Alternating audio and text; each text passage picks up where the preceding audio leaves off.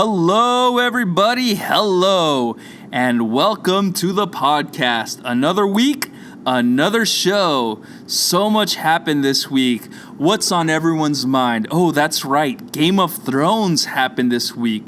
So let's talk about Game of Thrones, Season 7, Episode 3. The episode is titled The Queen's Justice.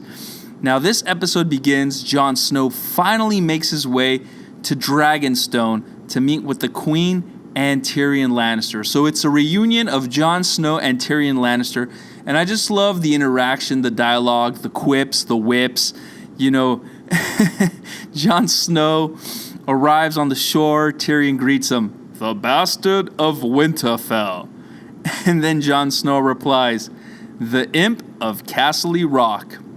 All right, so they're greeting, they're having their small talk, and they're making their way to the Queen's chamber, Daenerys Targaryen's chamber.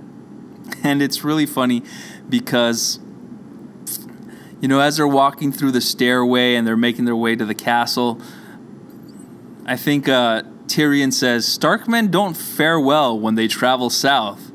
And then Jon Snow replies, "I'm not a Stark." And after he says that, a dragon just whizzes on by, you know, kind of like the show. I don't know if it was the producers, the directors, the writers saying, Huh? How about that? Jon Snow's not a Stark, huh? He's a Targaryen."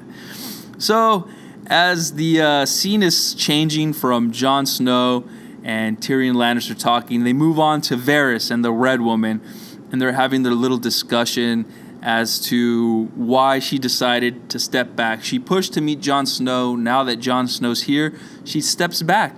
And she ends the conversation by saying that she's going to return. And you know Varys, he hates people that do magic. He hates magicians. And he's trying to convince the Red Woman to stay away from Westeros. But she says, "I have to come back because I have to die here, and so will you." Or she says, "just like you." You know, and it leaves Varys thinking and pondering. So then the scene switches now, and you have Jon Snow and Daenerys, and they're having this long discussion. Daenerys wants Jon Snow to bend at the knee and pledge her allegiance, swear his allegiance to her cause. And Jon Snow, he's trying to warn her and let her know that there's a bigger threat, bigger than the Battle of the Seven Kingdoms, or the battle for the Seven Kingdoms, which is the White Walkers. The White Walkers are coming, and that's a much more bigger threat than anything Cersei could come up with. So they're going back and forth, and they're pretty much at a standstill. And it's pretty frustrating on Jon Snow's part, and they talked about it a couple of times on the episode, how Jon Snow, he sees this threat, this danger looming, but he can't get anyone to believe him because it's been a long time since the White Walkers made their way south past the wall, or I don't know if they even got to the wall, but the long night, there was a previous long night in the history of Westeros that people just seem to have forgotten. They don't remember it. It's like a fairy tale, a bedtime story. And he can't get to that part where he says, "Hey guys, that threat that happened years ago that everyone pretty much forgot, well, it's going to happen again." And another thing that happened during the Queen's Chambers during that discussions is just Davos. Davos is just this great wingman to have by your side. He knows how to talk. So when Miss Sunday is introducing Daenerys and announcing all her different titles, Breaker of Chains, Mothers, Misa, Mother of Dragons, you know, and then it's Jon Snow's turn in Davos, King of the North. Man, that guy's awesome. And, you know, Davos, he's a good wingman, but I think one of his defects, his only defect that he has, is the man can't keep a secret. I mean, he pretty much let it slip that Jon Snow was killed. He said, "He took a knife in the heart for his own people." And everyone just freezes, and they're trying to figure out, what does that mean? That Jon Snow took a heart. And then, you know, I forgot who it was. I think it was Tyrion who was just able to brush it off. He's like, he realizes that he needs Jon Snow. The Queen, Daenerys, needs Jon Snow as an ally. So he tries to brush it off. But I mean, no, I think it was Davos that brushed it off. It would make sense. He dug himself in that hole. He's going to dig himself out. So he says, Jon Snow's here. So then you have that. And then during their whole bickering between Jon Snow and Daenerys Targaryen, Varys comes in to let Daenerys know about the failed battle at the sea, how Euron Greyjoy was able to attack her fleets and destroy her allies that she had, the Sand People. And then it transitions to Euron Greyjoy receiving a hero's welcome at King's Landing, and he has, I think her name is Ellyra of Dorne, as a prisoner, as well as her niece. And everyone's cheering, and they're looking at Euron as this hero. And once they're inside the Queen's chambers, where they're having the ceremony and they're having their discussions, Euron is really pushing that he wants to marry Cersei. And Cersei responds, once the war's over, you'll get everything your heart desires. And I feel really bad for Euron, because I feel like he's not going to get what he wants. I feel he's going to get betrayed, and he's going to get it the worst kind of way. Once the war's over, there's no guarantee. I think all these agreements should be fulfilled before the war. Because then you have people in that position where it's like, hey, you have to follow through. You need my help? You have to follow through, and I will give you my help, which is what he did. He promised her a gift, hoping that he would get Cersei's marriage. But Cersei turns around and says, once the war's over, you'll get everything you deserve. So I feel that there's a betrayal that's going to be coming up once the war's over. Once the war's over, she's not going to need Euron anymore. And I think that's when he's going to be betrayed. Anyways, what I really liked was just the interaction between Euron and Jaime. In previous seasons, Jaime was really good at getting underneath people's skin. And this time, Euron just kept getting underneath Jaime's skin. And he was just great at it. He said, how does your sister like it? And he totally pisses off Jaime. And he says, hey, not here, buddy. Euron, man, that guy's incredible. And then from there, we get the scene where they go down into the dungeons or the prison chambers, and Cersei is looking at Ellaria of Sands. She has her chained up and also has her daughter, and he's trying to figure out what's the best punishment, an appropriate punishment. So he pays it back. She pays it back. When her daughter was poisoned by the Sand People, she poisons the Sand People and forces her to watch. He's going to force Ellaria to watch her daughter be poisoned to death, die, and wither away. And it just makes me wonder if at some point Sir Bronn's going to come in with an antidote and help out the daughter. Because if you guys remember, in Season 5, Sir Bronn was poisoned by the Sand People, and the very same daughter that was just poisoned, that is prisoner in King's Landing, had the antidote and gave it to Sir Bronn. So I wonder if there's some kind of foreshadowing there, something's going to happen. Anyways, moving on to the next scene, Cersei meets the Iron Banker. The Iron Banker is very concerned and worried because King's Landing, the crown, is in heavy debt, and they're going to start a war, which means it's going to be even more debt. And on paper, it looks like Daenerys Targaryen is going to win the war because she has the dragons. She has a really good army, the Unsullied. So the stack is it's stacked against Cersei. There's no way that Cersei's going to win. So, Cersei's trying to convince her. She's telling her about the slave trade, which Daenerys affected. He said that they did take some losses because of that. So pretty much they're having this conversation, and I like the way the Iron Banker is answering every question, or the way he talks to her. He talks like he's the sleazy Wall Street guy, this is bad. Slavery's bad, of course, but we have some investments in slaveries, and they did take some hits. And that was just, I really like that scene. I think what's been so good about this season of Game of Thrones is just the way they're able to play off every scene and how incorporates different things. You got things from the past, medieval time stories. You got political plot lines that could take place any period in time.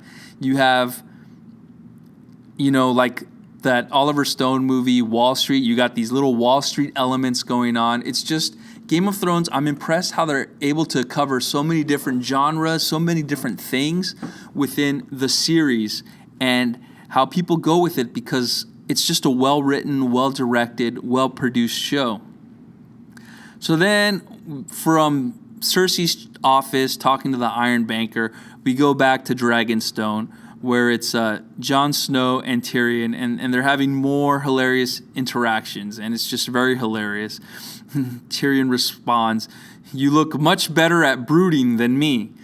And Tyrion really wanted to go up a hill and brood because the previous episode, Daenerys Targaryen's fleet was slaughtered on the ocean, completely destroyed, and Tyrion was outsmarted by his sister, which in previous seasons, when Cersei had her daughters, she completely came off as just this woman that thought she was smart. She was just really bad. She didn't know how to form alliances. She didn't know how to hold alliances. But once she lost her daughter, and I guess now she's becoming the Mad Queen. That's what I hear on a lot of different Game of Thrones discussions, that she's becoming the Mad Queen.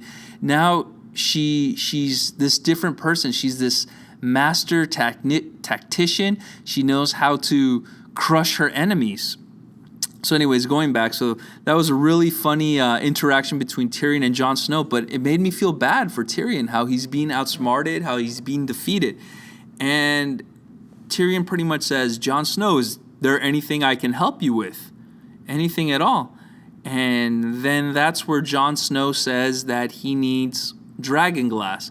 Tyrion talks to Daenerys and tries to convince her to give Jon Snow the dragonglass.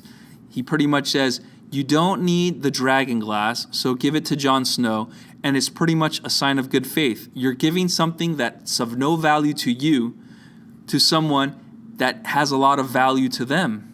And anyways, he's going to have to stay behind and mine it and forge it into weapons. So as long as he's here, which that's what you want him to be here, but you don't want him to feel like he's your prisoner.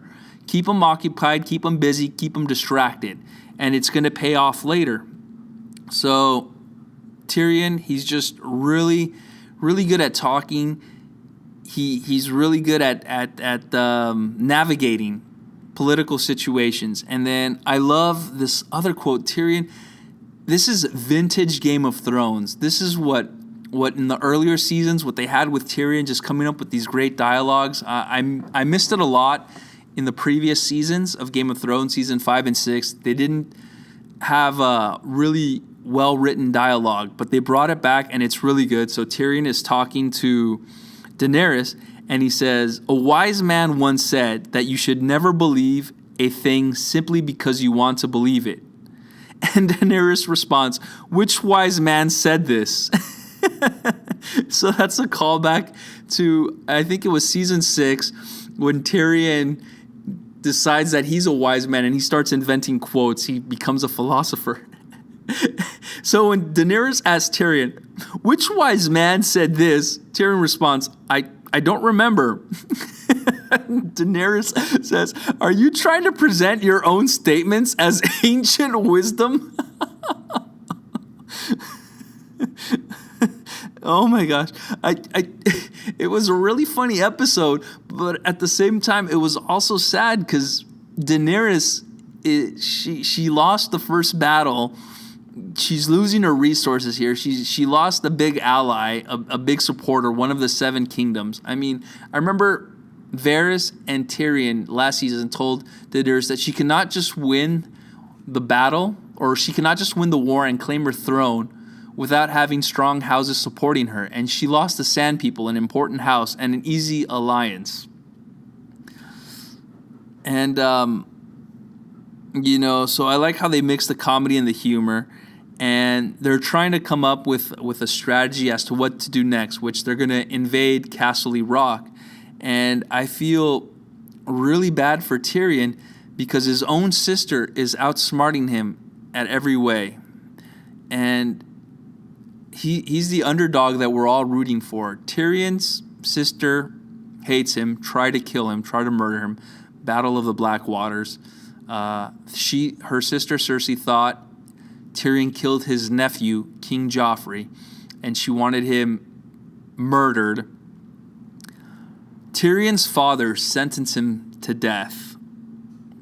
You know, you just want to see Tyrion win one, catch a break, and right now it's becoming really difficult. So we transition from Dragonstone and we make our way to Winterfell, where Sansa is doing a really good job. It seems like the Starks, everyone of those Starks was born for greatness. They were born to do great things. Sansa is there, and she's just owning it. She's giving the decisions, and everything that she's doing it makes sense.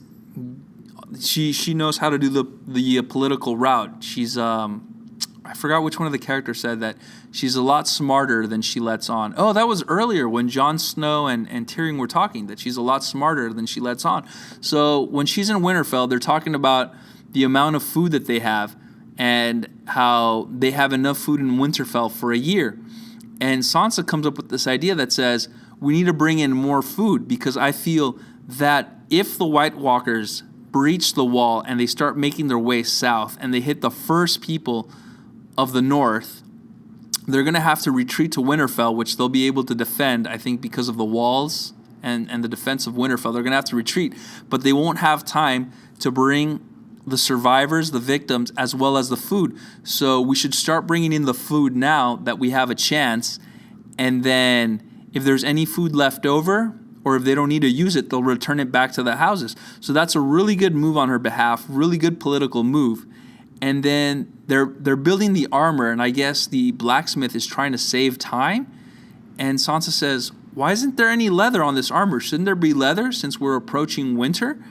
She's just on fire, and she's doing a really good job. So as she's making her way, here comes Littlefinger, and he starts scheming, trying to make his way into, I don't know what his plan is. He always likes to keep his enemies lost. I don't know if he really cares for Sansa, or if he's trying to play his hand with Sansa, try to see what he can do with Sansa. But he starts talking, and then here's like this really interesting thing. And I'm going to ask you guys a question. Did Bran Stark warg into Littlefinger's mind? Because Littlefinger said some things to Sansa, and it sounds like things that Bran Stark would say. Littlefinger says, fight every battle in your mind. And then after he finishes talking to Sansa, he has this really weird look on his face. Littlefinger has this look like, did I just say that? What did I just say? And it was really quick. I recommend you guys rewatch the episode of Game of Thrones, if you can, and pause it and just right away look at it. Analyze everything he says. It sounds like something Bran would say, because Bran is a three-eyed raven. He does a lot of this thing where he has the gift of sight. He can warg, he can see, but he does a lot with his mind. And just to be able to say that, fight every battle in your mind, that sounds like something Bran would say. So anyways, then we get another Stark reunion. Sansa and Bran are reunited again. It's a very emotional and strong scene. Very emotional. I'm sorry about that. Very emotional, and it's a strong scene, and it's something we've been waiting for. We want to see all the Starks reunite, the Starks that are alive. And they're starting to reunite, and we're still left wondering what's going to happen with Arya. Is Arya going to come back to the north, or is she going to make her way south? Which, you have that prophecy, so I wonder if Arya Stark is the prophecy they're talking about, and she's going to head south to fulfill her prophecy. We don't know. We're going to have to stay tuned and watch. The last time we saw Arya, they pretty much left us clueless, and they left us stuck in a fork in the road as to which direction. So then you have the reunion between Sansa and Bran Stark talks to Sansa and reveals that he's the three-eyed raven, and that he can see things that have happened, are happening, and will happen, and tells her as proof, he says that he saw when she got married, her wedding night in Winterfell. And it was really emotional, and she had to leave. I guess she went somewhere because she was really emotional. That was a scar left psychologically as well as physically on her, and she needed to regroup. And just the way that Bran Stark was able to convince somebody that he's the three-eyed raven and Jon Snow's having trouble convincing people, I think it's going to be Bran Stark that starts convincing everybody about the White Walkers and starts preparing them for the war. And another question I have for you guys is, do you think Bran Stark, since he can see everything, do you think he saw and he knows that Littlefinger betrayed his dad, Ned Stark? Because, I mean, he can see everything. He told Sansa that he saw her getting married, but then he also says that he needs to practice. He can't see everything yet. He just sees fragments of it. And then you have the Citadel, where Jorah, one of our favorite characters, is cured of his grayscale. Thanks to Sammy. Sammy took the risk. Everybody else, all the other maesters, said that he was done for and there was no way that he can come back. But Sammy took that chance and he cured him. And he meets with the Archmaester. The Archmaester chews him out a little bit, but then tells him that he should feel proud of himself because he saved a life. And it was just impressive how he did it. That he read the books, this really hard material, difficult to comprehend. Other maesters have tried it and they've failed. And Sammy was able to do it, first timer, read it, and fulfill it. And it's pretty much, they're bringing back my favorite quote, or one of my favorite quotes on Game of Thrones, Sammy's catchphrase, I read it in a book. And one more thing, they said that the original maester that developed the cure for grayscale died. He contracted grayscale and died. And the only person other than Jorah who survived grayscale was Stannis' daughter, Princess Shireen. So I'm wondering if the doctor that developed the cure for grayscale, was he the one that treated Princess Shireen, Stannis Baratheon's daughter? And did he contract grayscale trying to treat her? That's another question for you guys, as well as for me. I think so. I feel that everything in Game of Thrones is connected and everything works in a certain way and a certain level. So then, now we're reaching the third act of the episode, and Daenerys takes Casterly Rock. Tyrion Lannister is pretty much discussing the strategy, and as he's narrating and discussing the strategy, the Unsullied are entering Casterly Rock through the sewers, which Tyrion designed, and he made a secret passage for him and for his hobbies. And they take Casterly Rock, and they work in that quote. So they're pretty much, this episode of Game of Thrones, exciting, well written, as well as I like all the callbacks to previous seasons where Sir Bronn, a good friend of Tyrion Lannister, said, give me 10 good men and I will impregnate the bitch. Because supposedly Tyrion's dad, Tywin, built these really high walls and he made it impossible for people to enter or breach Casterly Rock. And they just worked in that quote for Sir Bronn. So they take the Casterly Rock, Daenerys takes Casterly Rock, but there's nothing there. The mines aren't producing any more gold. They don't have any more gold. Jaime Lannister, he took any of the food, any of the resources they have, took them away, and Euron's Greyjoy's army, his fleet, is at the sea, demolishing, destroying Daenerys' boats. So for the second time, Tyrion Lannister has been outsmarted by his sister Cersei.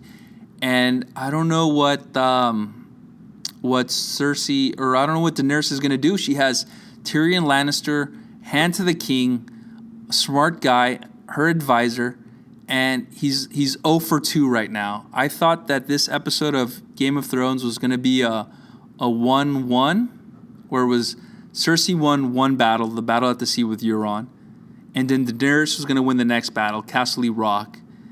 But it didn't happen that way. Cersei is 2-0, and all of the troops, the Lannister troops, were not guarding Castle Rock.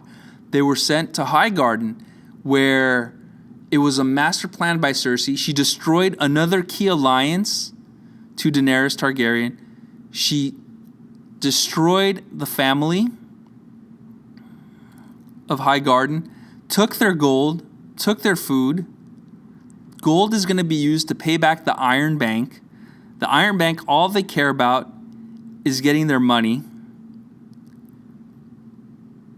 And, they have that food, which is what they need. King's Landing, most of their food comes from Highgarden.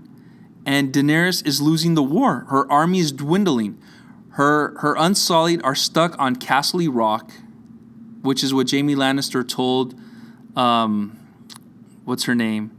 He told the Queen of Highgarden.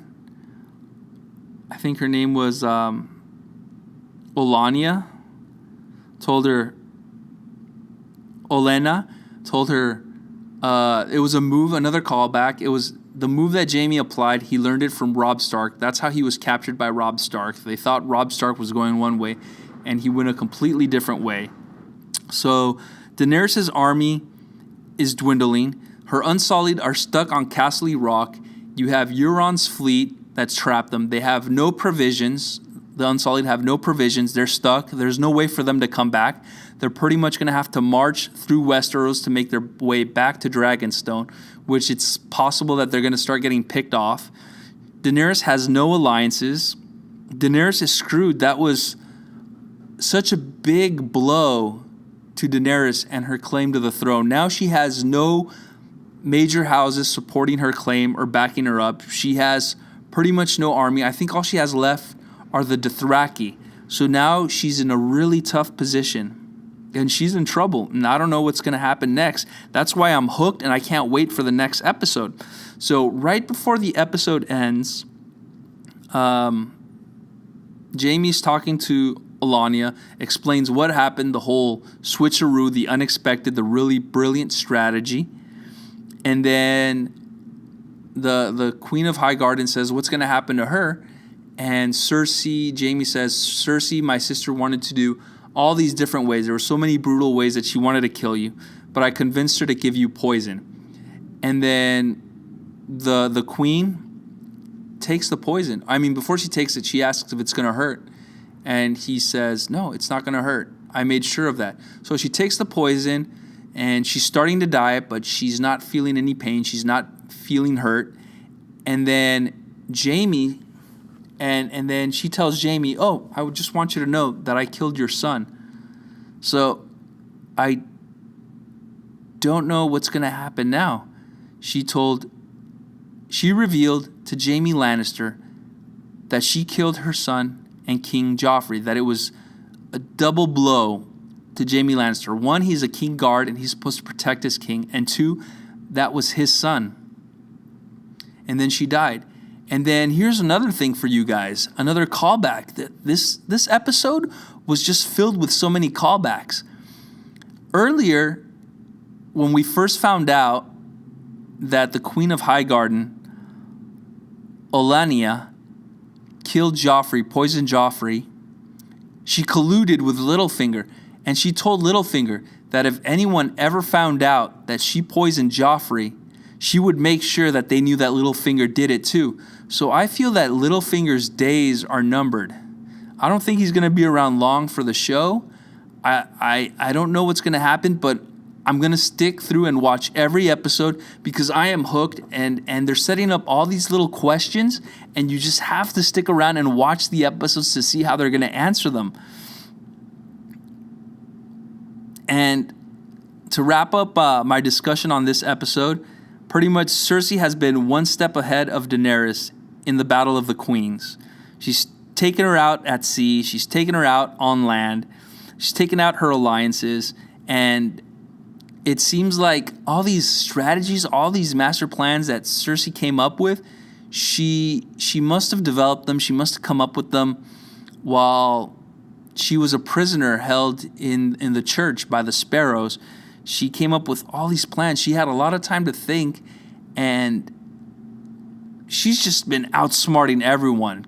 Queen Cersei has been outsmarting everyone, and she's been gripping and securing her position as queen, and she's not going to let it go. And I'm waiting for the next episode, and I want to know what's going to happen, and I'm just counting down the days till the next episode comes, till we reach episode 4. But at the same time, I'm sad because this is a shortened season, and we got so much information, so much stuff, and oh my God, it's just madness, this episode, this whole season so far. It's vintage Game of Thrones, and I love it, and I'm excited for it, and I can't wait for the next episode, and I love talking about the show with you guys, and I love discussing it. And, moving on to the final topic here, what are you guys saying about Game of Thrones on social media? So hashtag Game of Thrones. Some of the funniest tweets here were, I'm predicting the Lannisters are going to blow a 3-1 lead. And then there's, it takes Jon one episode to go far south. White Walkers have been heading south for 7 seasons and haven't hit the wall yet. Then there's, I guess the highlight of the moment, the one that everyone loved, they made a gif of it, was, you're making it difficult. You look a lot better brooding than I do. Another tweet, we have, I guess somebody wrote a script. Sansa, who are you? Bran responds, the three-eyed raven. Sansa, who are you? Arya responds, no one. Sansa, has everyone lost their minds? And then we got another one here. This one. This picture explains everything, and it's a picture of 2 Starbucks coffees. One of them says Jon Snow, and the other one says Daenerys Stormborn, and it has all her nicknames. The rightful heir to the Iron Throne, the rightful queen of the Andals, the first of her men, protector of the 7 kingdoms. It's a really funny picture. I really like that one. And then here's another tweet right here.